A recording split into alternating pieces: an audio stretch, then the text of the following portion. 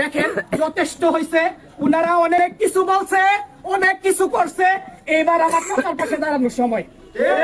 আপনারা আমার সাথে ওয়াদা করেন, আপনারা আমার চাচার পাশে আছেন তো ইনশাআল্লাহ? একজন লোক কি পিছপা হবে? আমি বিশ্বাস করি শুধু দাঁড়িপাল্লা না, খায়রুল কবির নিয়োগে স্যারের একজন সাপোর্টার, খায়রুল কবির নিয়োগে স্যারের একজন ভক্ত, তার সামনে 100 দাঁড়ালেও কিচ্ছু না, 1000 দাঁড়ালেও ইনশাআল্লাহ কিচ্ছু না। 313 জন নিয়ে রাসূল সাল্লাল্লাহু আলাইহি ওয়াসাল্লাম যুদ্ধে বিজয় হয়েছিলেন, হন নাই? তখন কি মুনাফিক ছিল না? এখনো মুনাফিক আছে, এগুলারে খুঁজে বের করতে হবে। এবং আপনারা আজকের থেকে চিন্তা করেন, নিয়ার ফিউচার, ভবিষ্যতে যদি একটা কণ্ঠ উচ্চারিত হয়, গলা কাইটা ফেলা হবে। যদি আমার চাচার দিকে একটা আঙুল তোলা হয়, আঙুল কিন্তু বাইরে দেওয়া হবে।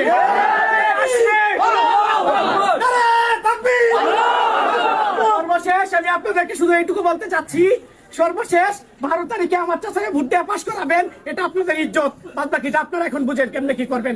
তাওয়াক্কাল তো আল্লাহ। আসসালামু আলাইকুম। ধন্যবাদ।